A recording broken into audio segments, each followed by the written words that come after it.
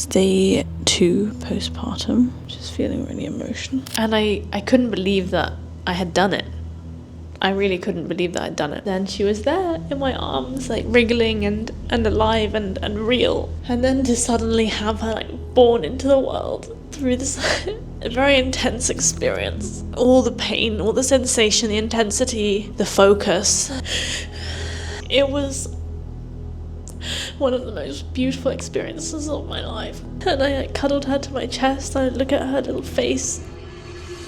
Okay, the vlog is starting. So this is the pregnancy vlog and birth vlog. So I'm today 39 weeks pregnant. Let me show you the belly. It's very big. My goodness. So I'm very round right now. If I relax my belly, it goes like this. My belly's like actually dropped quite a bit as well. Baby's been kicking a lot and I've been having a lot of Braxton Hicks. Can it hear me? How do I know if it can hear me? But yeah. And mucus plug came out last night. What else happened last night? I got my epinode to 8.8 centimeters, which is pretty good. I'm very heavy. I'm almost 70 kilos. I'm like 69.5 kilos, which is the heaviest I've ever been in my entire life. Yeah, lots of Braxton Hicks all day. Baby's been wriggling. Her butt is right over here, which is cute. And yeah, just finished writing up the birth plan. How are you feeling before the birth?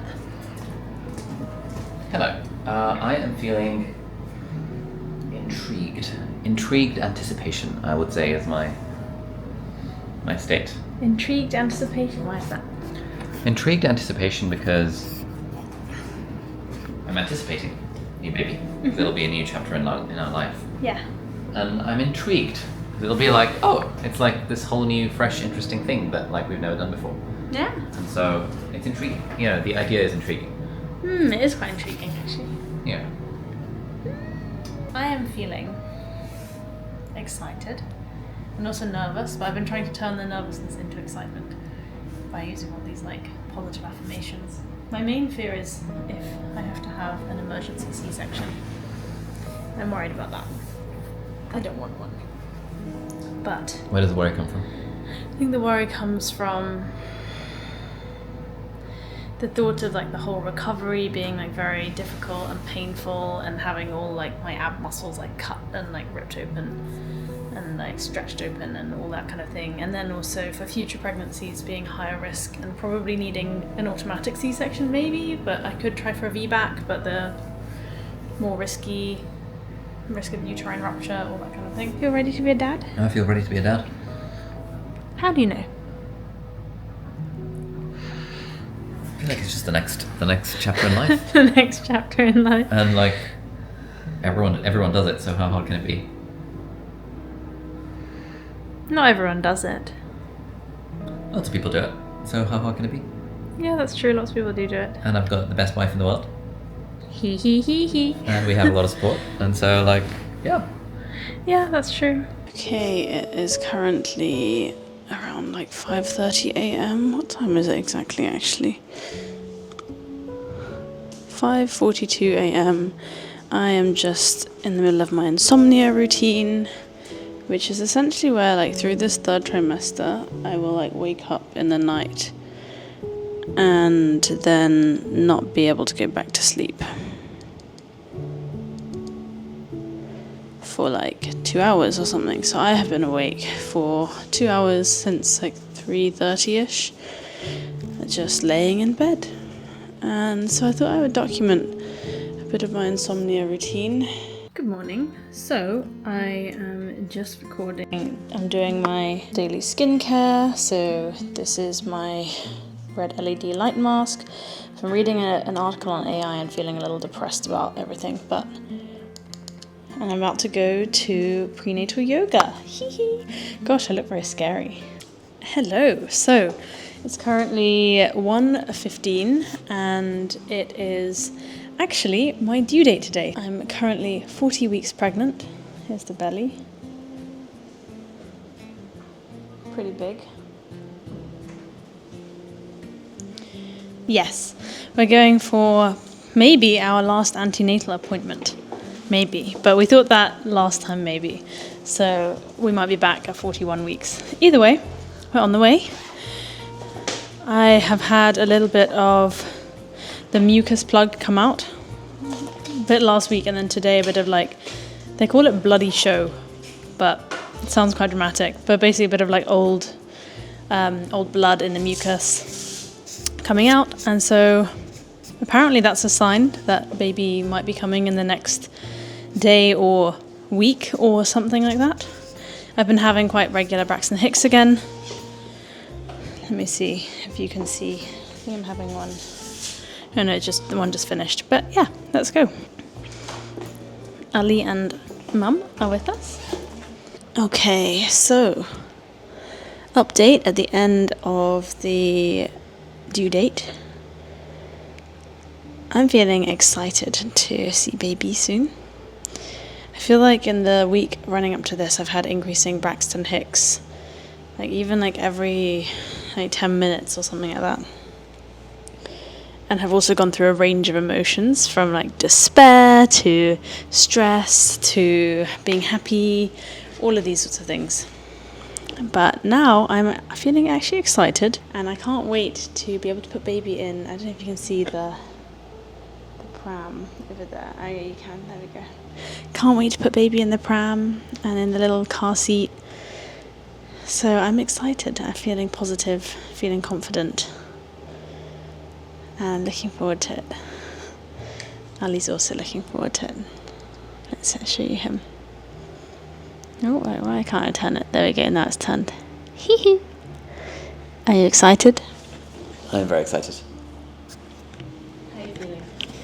How am I feeling? I'm feeling excited and pleased. Pleased? Yeah. What's pleasing? What's pleasing is that you've done such a good job of growing this baby, and it's going to be out in the world soon. Causing havoc. Causing lots of havoc. Yeah. Also, I'm just doing my pregnancy journaling. So this over here. Wait, hang on. I just realised I was using my mic hand to indicate. But this over here is my pregnancy journal, where I've been writing some of my thoughts, how everything's going, updates, like both physical and emotional and spiritual and all that kind of thing. And it's been quite nice to have like one place to put all of these things. It's day 2 postpartum. Just feeling really emotional.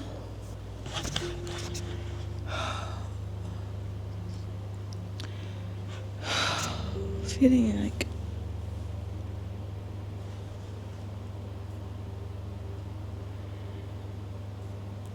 really full of love, but also really empty at the same time. And everything does kind of seem worth it, weirdly. Maybe I've forgotten all the pain. The pain of the first trimester, the pain of the third trimester, the pain of childbirth.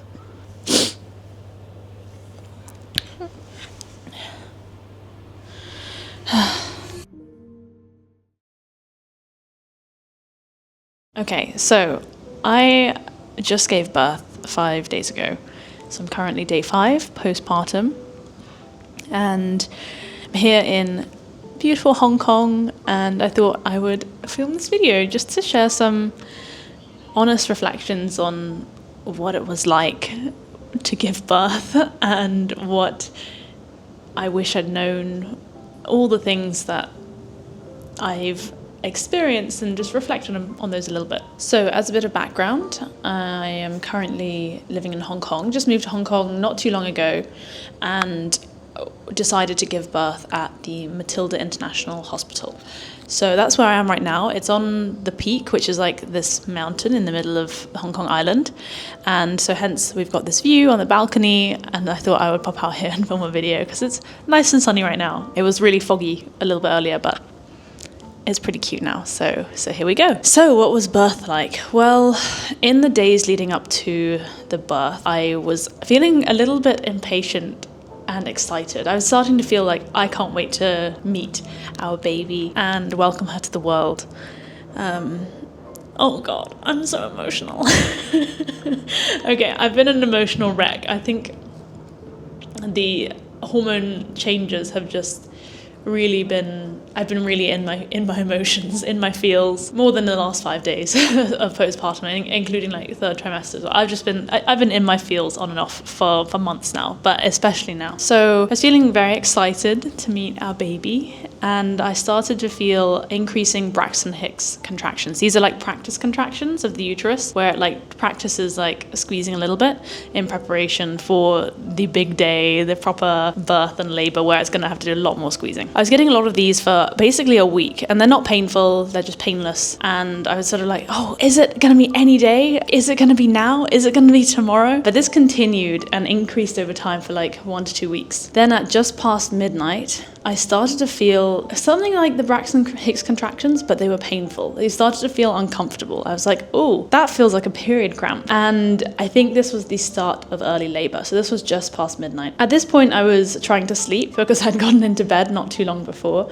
And so I was like, this is a kind of inconvenient timing. I should try to get some rest. I've heard that you can get really tired in labor and it gets increasingly difficult to sleep. So I was like, okay, let me try to sleep through this. So I tried to go to sleep. I woke up a couple of times in the night with slightly like gently painful contractions, like a kind of period crampy feeling. But broadly slept through the night, woke up the next day, still feeling these like gentle contractions every now and then. At this point, I had decided to put on my TENS machines. So a TENS machine, if you're not familiar, is essentially a form of pain relief that you can use in early labor, but even for other conditions as well. But I put the sticky pads on my back, and it stands for transcutaneous electrical nerve stimulation. And what it does is it sends short bursts of electricity through your back to kind of cross across your spine, which then helps to modulate and change the pain signals that are being sent up your spine to your brain. So it helps to kind of block some of the pain signals going on there. I had bought one of these in the preparation for all the birth planning. I was aiming for a natural, unmedicated birth, and so then I was like, okay,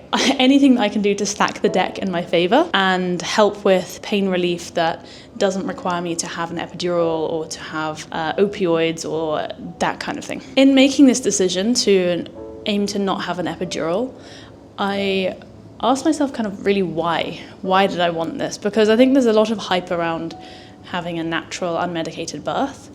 But actually, medicines and drugs these days are so safe and so well studied. And so in terms of for safety reasons, there's no reason to not take as much pain relief as you need or as you want, and to choose to have the birth that you want. And I think that's ultimately what modern medicine gives us, is it gives us so many choices and so much, it empowers us to make these decisions about what kind of experience we want to have. For me, the reason why I wanted to have an unmedicated birth was actually not to do with not trusting drugs or medicines. I really do trust them. Having trained as a doctor myself and seen these drugs being used in patients, I see they work incredibly well and they're incredibly safe when administered by trained professionals in a healthcare setting. And so then I was like, okay, why do I want this? Because I felt deep inside that I wanted to try to have an unmedicated birth. And I realized that the reason was that I wanted to understand what it truly meant to be a woman giving birth and to experience the pain and the suffering and the struggle of childbirth that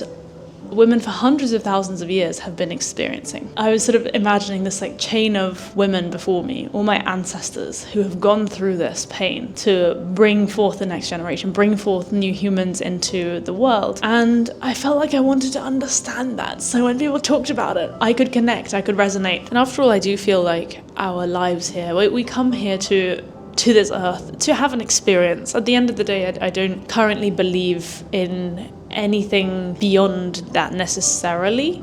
I'm not really sure. I don't really know. I would say I'm agnostic. But I do feel like I am a soul who's here to have a human experience. And so part of the human experience of being a woman and becoming a mother is to feel the pain of childbirth and to understand what women have been going through. And so at least just for me, that felt like an experience that I wanted to at least try to have. And whether or not I needed an epidural in the end, or decided on the day like, oh my god, I can't handle this, that would be completely fine. But I just wanted to try. And so that's a bit of background there. So I put on my TENS machine, I started doing the little zappy, and I found it quite helpful, more as a distraction, but I can't really tell how much it was actually really like modulating pain signals. But it was a kind of buzzing, tingling feeling on my back, and so I was like, okay, this is kind of nice. So I spent almost the whole day essentially wearing this TENS machine and going about my day, chilling, watching a bunch of like TV, prepping stuff in the hospital bag, so like packing last minute toiletries. Around midnight, so it would almost be 24 hours of these slightly painful early labor contractions, I decided to go to the hospital because my contractions were regular enough. At the time, I was also experiencing increasing pain, and so then Ali, my husband, was helping with counter pressure and helping me to practice my hypnobirthing, breathing and meditation. And so I was trying to stay relatively mindful through the experience and maintain a sense of distance almost from the experience, because pain in many cases is inevitable, but I do believe that suffering is alterable in that we can feel a painful sensation, but then it's up to us to decide how much we're going to allow that to take over our mind and take over our experience, which was why in the weeks, months, honestly even years leading up to this, I've been practicing meditation very regularly, almost daily. And I do really believe that all of these meditation retreats and yoga and breathing and mindfulness and all of that stuff did truly help me in the process of going through an unmedicated childbirth. So then at around the next midnight, we hopped in the car, packed all the things. I wanted lots of comfortable things, so like a nice salt lamp. I had planned out the birthing environment that I wanted with lots of electric candles and like lavender scent and like diffusers. And I wanted a peanut ball, which is kind of like a Swiss ball, like a fitness ball, but like in a peanut shape. And I wanted my yoga mat and yoga blocks and meditation cushion, so I could try to stay in the zone and and be active and feel comfortable in my environment to be able to. So Ali, my husband, and my mum helped to carry all the things while I was trying to stay in the zone, which is something that they talk about in all these hypnobirthing, positive birth, calm birth books, of like staying in the zone, staying mindful. And so I was really trying to connect to my breath and work through each surge, each contraction as it came. I was still using the TENS machine at this point and like pressing a boost button for it to zap more intensely with each surge, and then hopped into the taxi listening to some kind of music, and then as we went up the mountain to arrive at the peak, which is where we are now. So we went up this winding road, and I remember looking out the window feeling really distinctly emotional, because I knew that going up this mountain, this would be the last journey that I would take before becoming a mum. And I knew that the next time that I left and came down that winding mountain road, I would have, hopefully, if everything went well, a baby, and our baby would be born and be coming with us. So one of the things that we packed in the car on the way there was the car seat that she would sit in. And so I remember distinctly feeling very emotional looking out the window. During the pregnancy, we'd made lots of trips up to the peak for various scans at the Matilda Hospital and gone up this winding road. And I remember like in my first trimester, I felt so nauseous. And while we were going up this winding road, I'd be hating it, thinking, oh my God, like, goodness gracious, I'm feeling so sick, so nauseous. And now we're going up this winding road all the way through to like third trimester, feeling like my belly bounce and jiggle as we went up the road. And so this at nighttime, at like midnight, was the last time that we would be making this trip for this pregnancy, the last time that I would be making any car ride before I gave birth to our first baby and became a mum, and made that transition from being just me in the world to then having a whole human separate and outside of me rather than in my tummy. When we got there, I remember the surges were coming more and more regularly. There were maybe like 3 or 4 every 10 minutes, each lasting for like a minute. And so then I was like, okay, this is like, it's time, basically. And then we got into the Matilda and they checked us in. And then we went to the delivery spa. They call it the delivery spa, which I kind of love, because I was was really aiming to create a spa-like experience for myself with all the candles and the scents and the diffusers and everything. So we checked into the delivery spa. Ali immediately helped to set up the environment, dimming the lights, setting up the candles and the diffusers and the sprays, and helping with my yoga mat. And I sat on my meditation cushion, stayed kind of in a meditative state with my eyes closed, using the TENS machine, breathing and staying focused. And then one of the midwives checked my dilation, and I was barely dilated. I think I was either 1 or 2 centimeters dilated at that point. And I felt so disheartened. I was like, oh my God, I feel like I've gone through 24 hours of early labor already, and like this show has not even got on the road. I thought we were like at least halfway there. And so then I was like, feeling a little bit discouraged. I felt like a little bit like, oh God, like what are we in for? Like, did we come to the hospital too early? But actually it wasn't too early, because they recommend that you go to the hospital once you have contractions at a certain frequency and duration, which we had reached that threshold. It's just that I wasn't very dilated. Though I try to remember that in all of these positive birth books and like birthing pregnancy books, they do say that the early stage of labor takes the longest, because actually the cervix is changing a lot. It's pointing in a different direction, it's like effacing, which means kind of like thinning out, and then also starting to dilate. So there's actually a lot of changes that happen from completely 0 to 2 centimeters. There's actually a lot of change, even though it doesn't sound like a huge amount. Anyway, so then I was like, okay, I might be in for a long one here, because it's already been 24 hours and it's kind of only beginning. And so then the midwife was like, yeah, like, why don't you try to get some rest, like try to get some sleep. At this point I was like, should we just go home? Like, I felt so discouraged. And again, I think all the pregnancy hormones have had me feeling quite emotional. I don't say that in a bad way. I actually think it's a beautiful thing to feel emotions strongly. And so it's just that everything is amplified, everything feels magnified. And so then I was like, oh gosh, should we just go home? I want to be at home. It's not comfy here. The hospital bed was in the delivery suite was basically like a plastic covered bed, because obviously they have childbirth happening on it, where there's loads of blood and everything. So it's all waterproof and all like plasticky. And then also there was a separate like guest bed for Ali to sleep on, but then we couldn't like lay together, and I really wanted to have a hug for comfort. And so I was like, oh, should we just go home?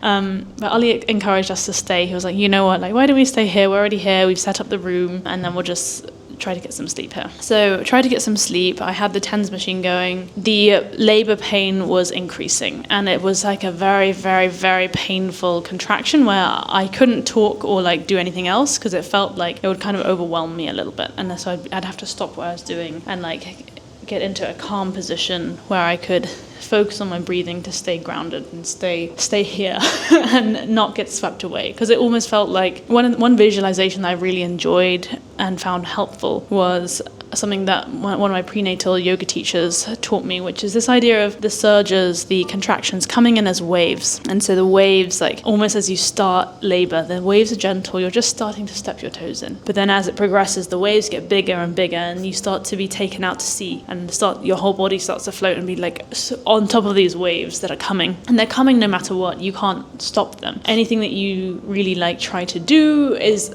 not going to prevent the next wave from coming eventually. It might change slightly, like exactly when it happens, depending on how relaxed you are and your state of mind, all of that kind of thing. But ultimately, the waves are eventually going to be coming into the shore, and they're eventually going to move through you. Then I was there like, okay, to stay on top of these waves and to not get like completely consumed by them and swept away by the pain and fall into a feeling of suffering, because there is pain. But again, I feel like the suffering element, by staying present and focused on the breath and staying calm, I actually felt less suffering and embracing the pain. So yeah, I wanted to have an unmedicated birth, and I did. I didn't have an epidural, I didn't take any opioids.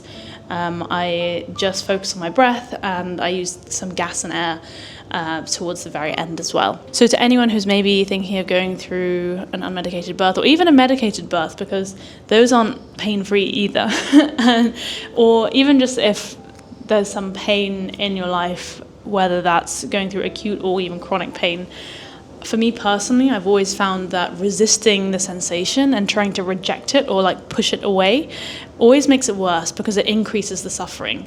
It means that I have the pain, but then I also have the resistance and the like suffering of like trying to like hold it away from me. Because at the end of the day, suffering is created by craving or aversion. So either wanting some things to be a certain way and they're not that way, so attachment, or wanting things to not be a certain way and having aversion to a situation and wishing it wasn't like that. And so those craving and aversion is the root of all actual suffering. But pain is actually separate to that.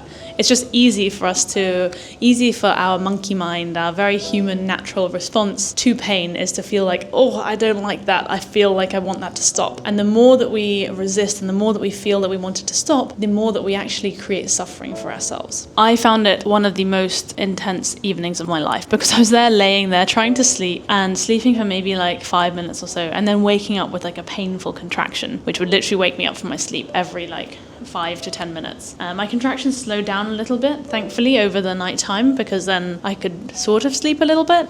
But it was honestly a horrible night because I was just waking up repeatedly in pain. And this was the second night where I had kind of interrupted sleep. So I barely slept and I just remember feeling awful and like feeling like so much discomfort. And yes, suffering as well. I'm not some enlightened being who's completely devoid of craving and aversion. I definitely like suffered through that with the pain, being woken up by the pain repeatedly. And I feel like I have a lot of empathy for anyone who's suffering with chronic pain or ongoing pain where every night they might be feeling pain or being woken up by discomfort.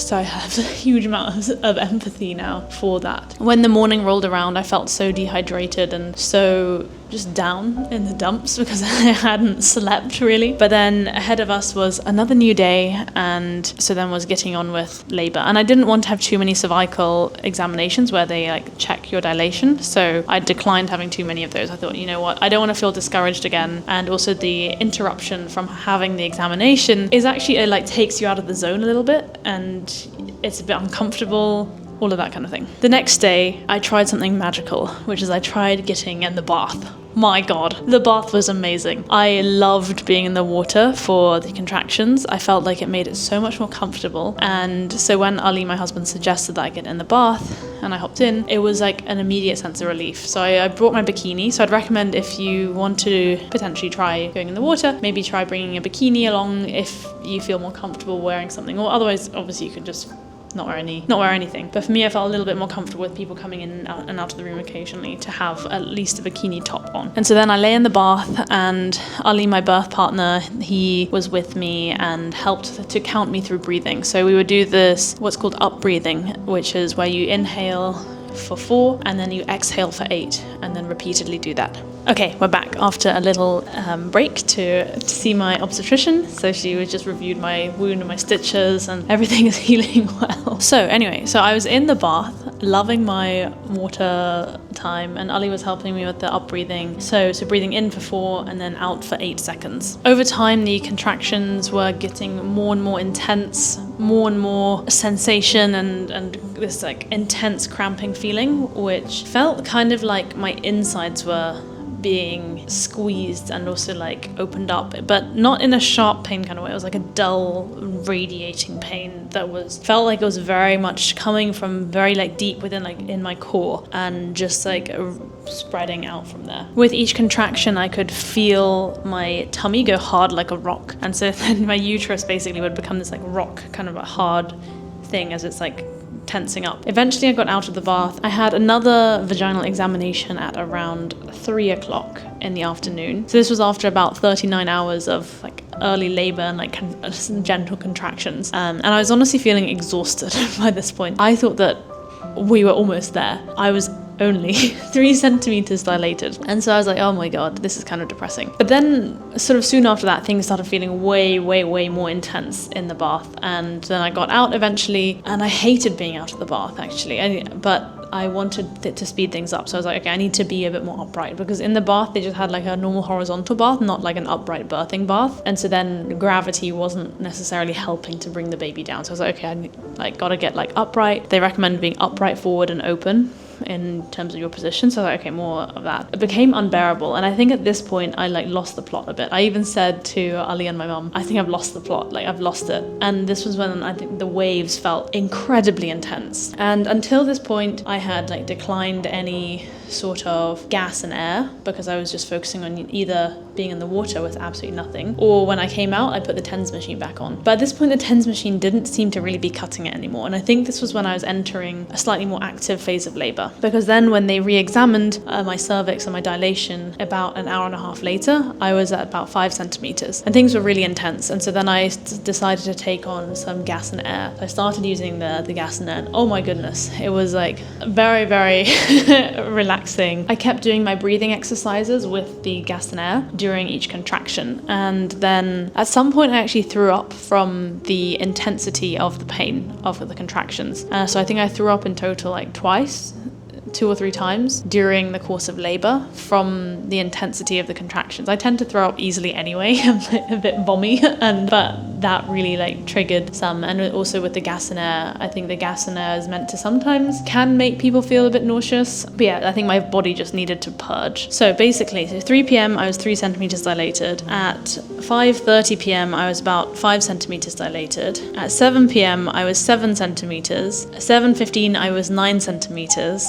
7:20 I was 10 centimeters. And so basically I had progressed through what they call transition, which is like 7 centimeters to 10 centimeters in the space of about like 20 minutes. And so once active labor had really started, it really progressed very quickly. Early labor just took so long, but I think that was my body kind of preparing and learning how to contract, letting my cervix sort of begin to open gradually. And then once it had reached a sort of midpoint, I think it just accelerated it exponentially and it was suddenly like very fast, to the point where I almost lost track of time. Like I had no perception of how long all of this was taking at this point, because I was just so much like in the zone of just focusing on my breathing, focusing on getting through each surge and trying not to be swept away by the intensity of the sensation. So from about 3 or 4 p.m. when I was just starting active labor, and so I was about maybe 3 or 4 centimeters dilated, until the birth, I had very little concept of how much time had passed or like what was really even happening. I kind of had sort of lost touch with the progression of time, and I was just like very much in the present moment. Like every moment was just all there was. It was the most intense, all-consuming experience where there was no room to be thinking about the past or thinking about the future. There was only the now. There was only the present moment, only the enormity of the wave that I was going through in each contraction, in each surge. Then once I was fully dilated, as I was in this transition phase of labor from 7 to 10 centimeters, so they call this the transition stage, where like the cervix is just doing the final bit of dilating to the full 10 centimeters. And so just for a bit of context, they usually divide the first stage of labor, which is the cervix opening wide enough, into 3 stages. There's the like early labor, which is up to like about 3 or 4 centimeters. There's active, or sometimes known as established labor, from about 4 centimeters to about 7 centimeters, 6 or 7 centimeters. And then there's transition, which is the transition from, I guess, the first stage to the second stage, but this is where the cervix is finishing its dilation from 7 to 10 centimeters, and that's usually the most intense. And so there's this gradual increasing of intensity as this is happening. So during the transition phase, so those last bits of the cervix opening and like dilating, I really had no idea of like where I was. I just was only like able to feel my internal experience, because that was all I could process. It was almost like an overload, a sensory overload of like intensity. This pain is actually a very natural pain. This is a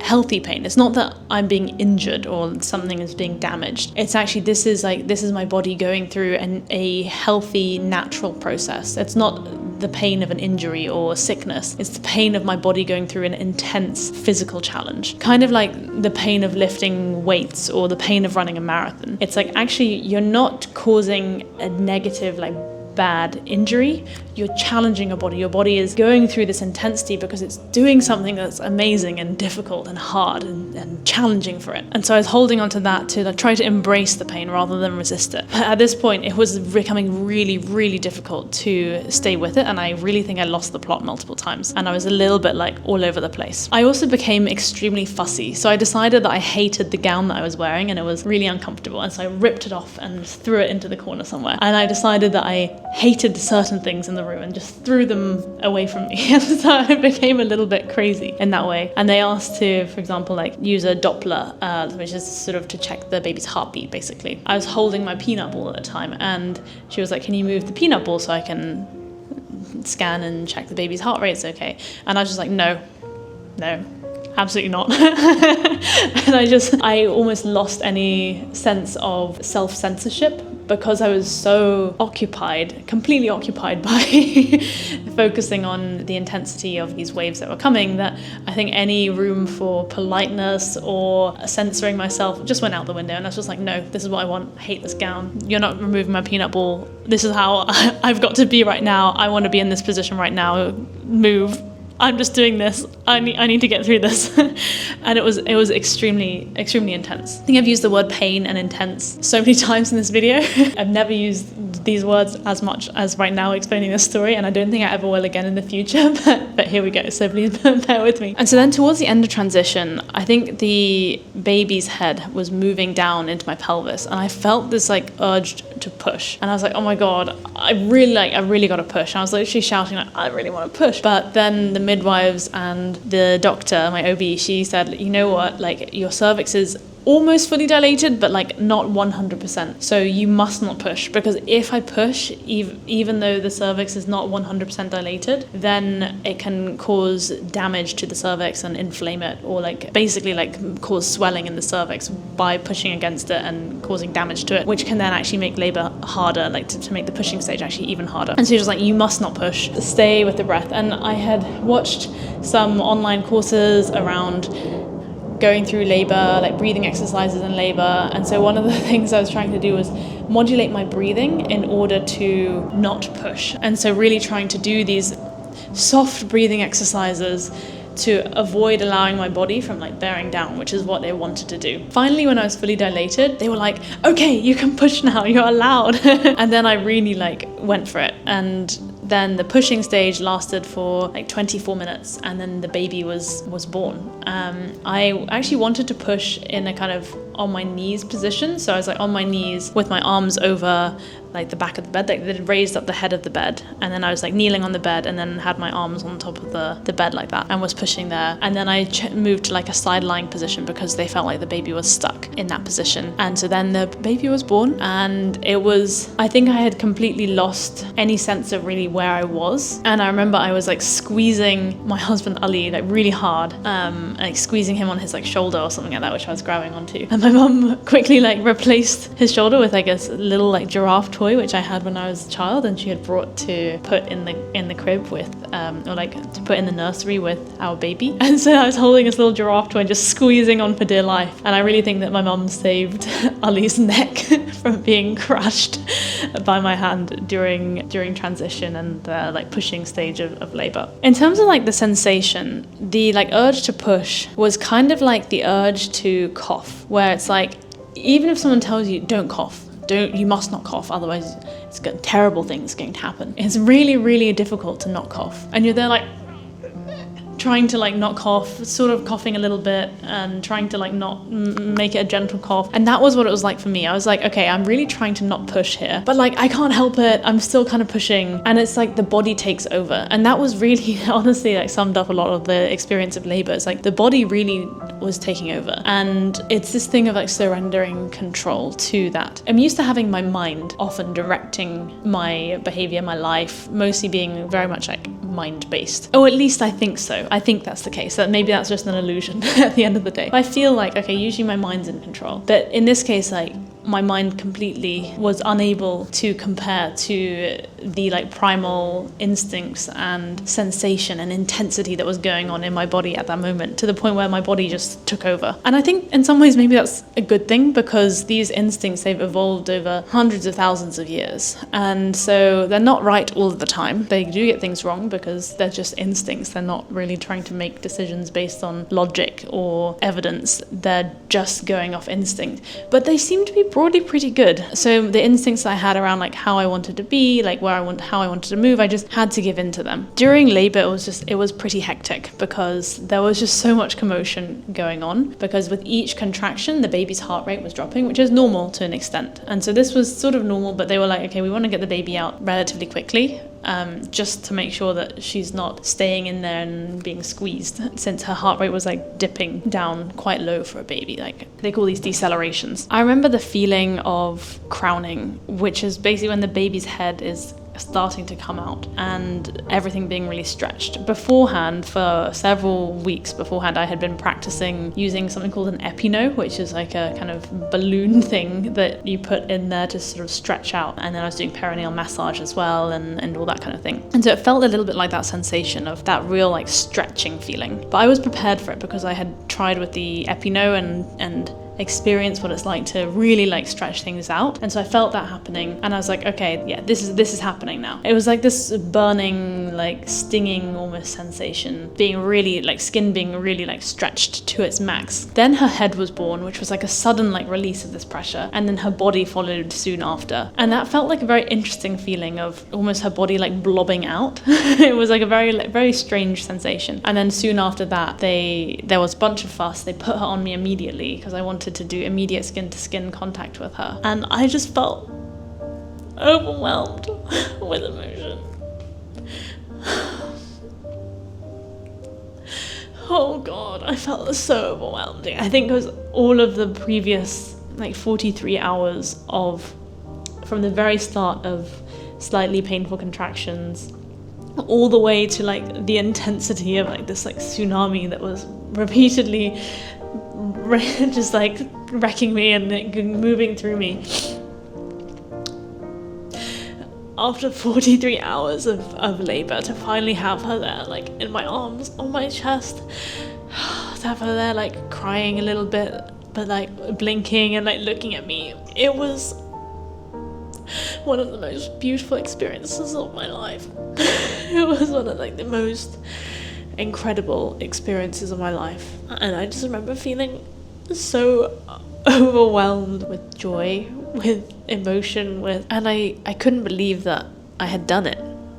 I really couldn't believe that I'd done it in some ways. It had all felt so quick, and then it was over. Then they clamped the cord and Ali cut the cord, and then she was there in my arms, like wriggling and alive and real. And it was this really interesting feeling where she had gone from this like idea in my head, this like little like, I still remember the first time I saw her on ultrasound. She was like this big, and I remember she did a little wriggle at the time, and obviously she was very tiny so I couldn't feel anything, but she did like a little like beep movement, and I remember that so clearly. And she was just this idea, this like, from the positive pregnancy test to this little like tiny wriggle bean, to then be able to feel her start to like flutter in my stomach, and then feeling her really kicking hard in my stomach, seeing her growing on all of the scans and ultrasounds, and knowing that she was in there, but her just always being quite somewhat abstract, even though I could feel her, and I could feel like on my tummy, her butt would be like on the left side of my tummy, and I would be able to feel her like wriggling her butt there, and her foot would be like kicking on the right side over here and like pushing my belly out, and you could see like the shape of her foot. And so for like 3 months she was like head down with her butt here just slightly left my belly button, and her foot like pushing against my tummy. But even then she still felt abstract somehow, because I couldn't quite see the shape of her, like didn't quite know where she was or like what she was or how she was. I could just sort of see this emerging shape of her, and then to suddenly have her like born into the world through this very intense experience, all the pain, all the sensation, the intensity, the focus, the presence, the overwhelm, the surrender. One of my birth mantras was like surrender and breathe, just to remind me to let go of this sense of control, because birth is not something that you can control. It's something you can influence, but ultimately things are going to unfold as they will. And yes, there's medical interventions, yes, there's things that you can influence, but ultimately it's a bit of a roller coaster, and especially a roller coaster of sensation. You cannot really fully control the sensations that you will go through. To suddenly have her like born and there on my chest, and then to feel like she's here, she's real, she's alive, she's so cute. And to have that feeling of connection. As I held her there, she looked at me, and I like cuddled her to my chest. I look at her little face, and she looked shocked. She looked so surprised. She was like, what's going on? Just like there on my chest, like not really sure how to respond, which is completely fair, I think, if you've just been born. And when I think about it, birth from the perspective of a baby must be a pretty intense experience as well, probably like maybe even painful, especially because she's being squeezed to the point where her heart rate is like halving, going down from like 150 or 160 70 something, and then coming back up again. It is a roller coaster, right? And so then to have her there and just for us to be together, it really felt like a very connecting moment as well. And I know that she won't remember it because she's just a baby, and she's already forgotten it, because babies really live in the present moment. And this is something I've realized, like they really, really live in the present, and the past, the future, they don't have a concept of that particularly, or they don't seem to. And so even though she doesn't remember it, I just remember this feeling of like, we've got through this as a team, like her and me, us together. We did this. Like my body grew her from she's literally made of my blood, like fed through my placenta with my blood. Nutrients had all come through my blood for things I was eating, drawn from my bones, drawn from my body to create her and to make her. And then she was made, and then my body had all these instincts to bring her into the world, through all this experience, to work together with my baby, with her, to bring her out safely. Okay, sorry, had to take a little break. We're back now. And this immediate sense of connection, that we've already been through something together. We've already been through this whole experience of growing together and transforming together, where for me, it's a transformation of going from just me to then being a mum, and this whole concept of matrescence, of stepping into motherhood from my previous self to now actually taking care of someone outside of me. And for her, it was this whole transition of coming into being, from not even existing to then just being a little speck, a little bean, a little bit bigger, to then being born into the world and breathing on her own, moving on her own. Honestly, an incredible process to be a part of. Oh gosh, my emotions are all over the place. They do say that postpartum, women who just after birth are going through the biggest hormone crash that any human ever goes through physiologically, where all these like high levels of hormones, of progesterone, estrogen, everything suddenly is like crashing down. And so it's an emotionally turbulent time, and I've definitely felt that, mostly in positive ways, occasionally also in less positive and more sad or like intense ways, but generally relatively positive. Then right after the birth, what had happened is her head had been born, and without any tearing or anything down there, because I think probably because I've been doing all these exercises, so her head was born. Her head was, I think, 33.5 centimeters in circumference, and that was fine. But then it was when giving birth to her body that I actually got a tear, perineal tear, because apparently her elbows were like up like this across her body, and so her left elbow was like pressing against the perineum, and then during the next contraction, when her body was pushed out, her elbow was like shoved against the perineum and caused a tear of the perineum. And so my OB was telling me afterwards, actually, like if her arms had been like straight down, or like down like most babies are born, rather than like with her elbow like up here, then I probably wouldn't have had a tear at all. But as it was, I did have a tear, and so I needed some stitches. And so then the stitches, because I was just using gas and air and didn't have any other medication, I was there like in so much pain with like the stitches, which I remember how painful they were, because somehow the pain of labor and birth, it felt like I was almost like out of body slightly, or maybe so in body that I wasn't necessarily that aware of external things. But now I had given birth, and our baby was there like on my chest, looking at me, and I had given birth to the placenta, which was also a very weird feeling. It was like giving birth to like a weird jelly like coming out. It didn't hurt, it was just like a weird like kind of squeezing out of like a gelatinous blob, and it was this huge like weird looking organ. Anyway, then when they were doing the stitches, I was very acutely aware of what was happening at this point, even though I still had the gas and air. The gas and air I don't think had created this like almost like out of body experience during labor. I think it was actually the labor itself and the hormones in labor, because I was still using the gas and air while they were doing the stitches, but it felt like so different, so painful in a very different way, a sharp external pain rather than like a deep primal wave of intensity. So I got stitched up, and then I remember the feeling after giving birth, and then they finished up all their checks and everything was fine and dandy, and so they're like, okay, like have some time with your baby. And then they suggested that I order some food because the kitchen was still open, and so I was like, okay, great, gonna order some food really quickly. So then I ordered some like porcini ravioli dish, and it was one of the best things I've ever tasted. They brought it out, I ate some, it was incredible. And so then eventually started to get up, and I felt incredibly weak and exhausted and weirdly empty. And I remember touching my belly, and I was so used to my belly like being like very like round and firm, because through the pregnancy it was just very firm as it like filled up with a baby and amniotic fluid and just swelled up. And then suddenly it was like this like emptiness here, and I still feel it, where my belly is so soft and like so suddenly like hollow, and it almost felt like emotional, because it was like a sudden deflating, a sudden hollowing out of, there used to be this baby inside me, and I'd used to be able to like touch her and like feel, okay, she's in there, and now it's like, oh, now it's just soft and empty. And I wonder if it's a bit like the feeling that some parents get when their kids leave home almost. I'm sure it's different, I've not experienced kids leaving home, but this feeling of like, oh, there used to be such fullness here, such vibrancy and life, and now that's gone, and it's gone to a good place. Like, our baby is now born and in the world and in my arms instead of in my tummy, and it's this change that has happened where actually I don't know. Then the feeling of breastfeeding is another interesting one, because it's this real sense of connection with the baby, which I wasn't anticipating to feel so strongly. Same for birth, to be honest. I think all of these sensations, so even in labor, just in the process of labor, at every point I thought, surely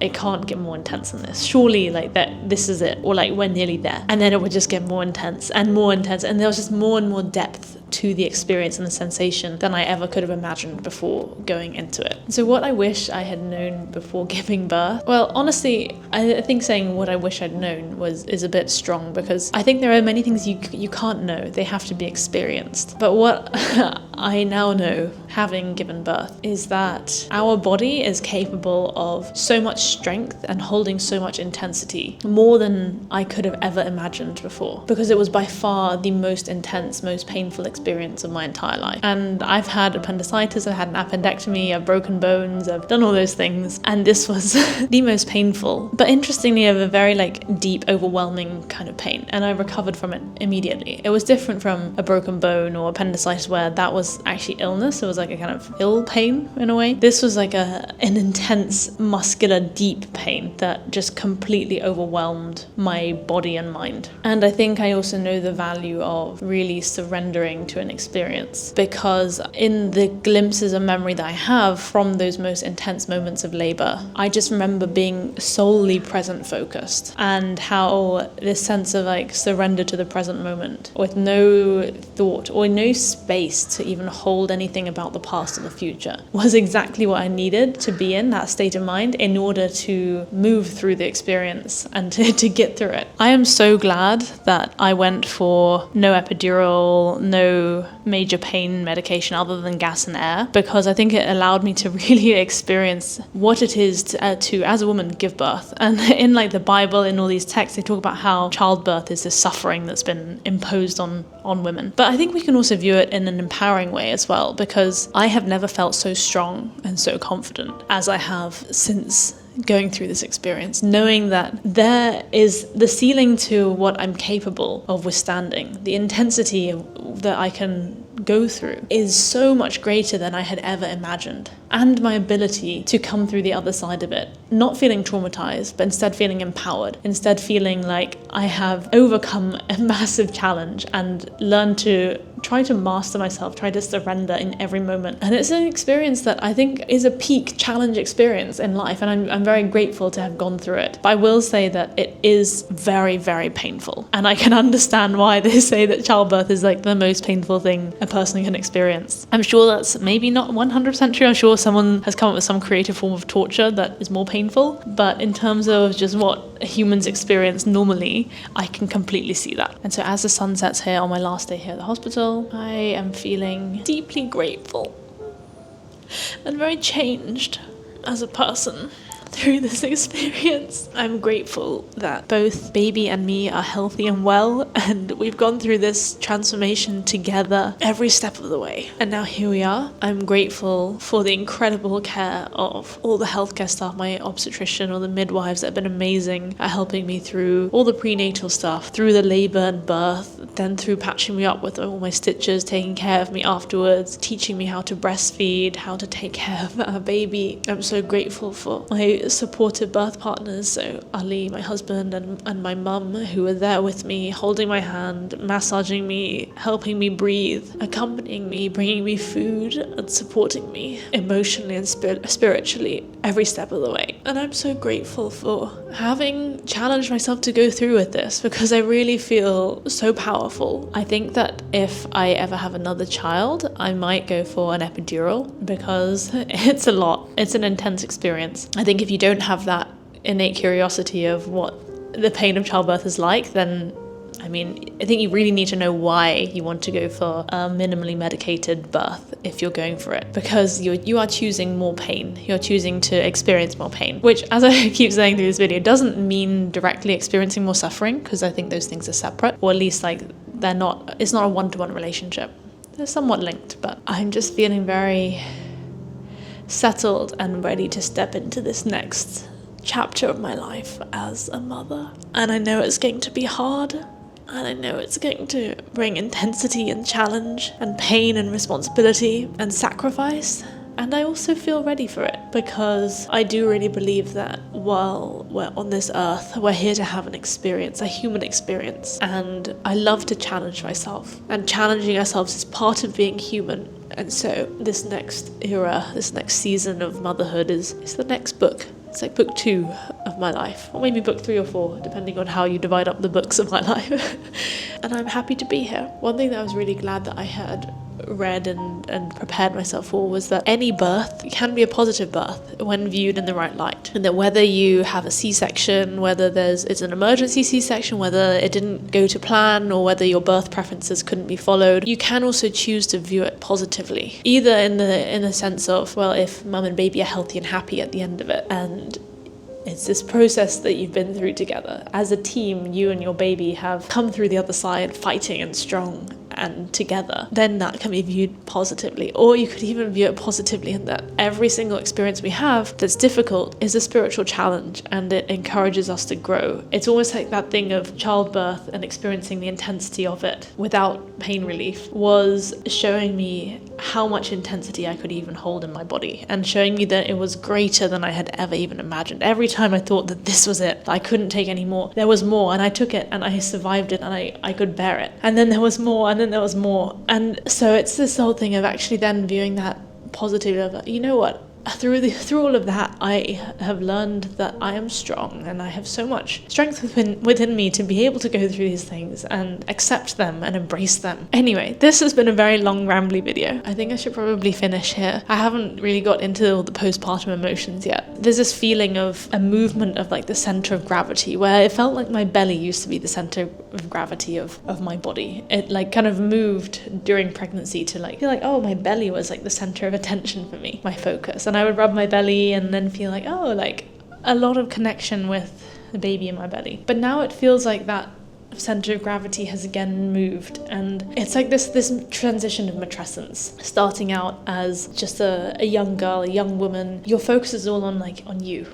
And then through pregnancy, gradually that focus starts to be split a little bit and start to come into like your tummy and the baby and the future that you're going to have. And then after birth, then it's like that center of gravity starts to move even outside of yourself, where now the focus is not just you, it's also this other being, this other baby, this other human that is completely dependent on you and who loves you.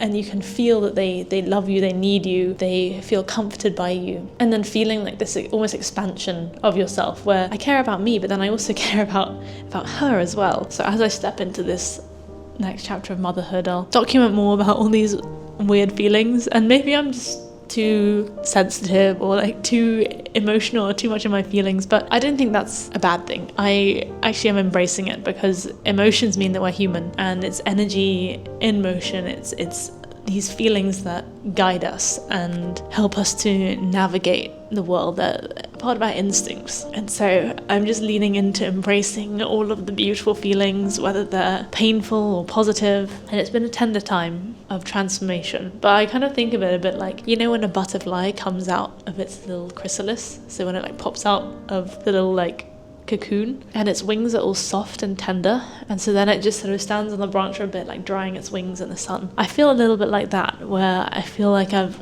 just been like torn open and popped out, kind of a bit tender and floppy with my wings not fully dried yet. But it feels like I'm gradually getting stronger each day postpartum, more able to move around and stand and do things, and I feel like my wings are drying and I'm ready to like take flight into this next season of motherhood. And I'll document more of it along the way, so I hope you enjoyed this video. I have found it very therapeutic to make, actually, in terms of a really good opportunity to reflect on the last 5 days, really. And we're just getting ready to go home with our baby now, so Ali has packed up all the things in the room and I was just making this video before going home. The sun's actually setting now, so sorry the lighting's gone a bit whack, but we're ready to put her in the car seat that we bought for her all those months ago. And I remember looking at that car seat in the last few months of pregnancy, last few weeks, thinking like, oh wow, like I can't believe one day soon, hopefully, if everything goes well, there'll be a baby in that car seat and we'll bring her home in that car seat. And now it's happening and here we are. Goodness, I've been been a bit of a ball bag. I've been a bit of a weepy mess during this video, but yeah, I hope you enjoyed this video. I hope these reflections were kind of interesting in some way. If you're interested in hearing more about the whole like motherhood stuff and how I'm combining that with my work and everything else and thinking about that, then I'll be updating you more on this channel about those sorts of things. Otherwise, thank you so much for watching. Take care of yourself, and as always, remember that the journey is the destination. I'll see you in the next video. Bye.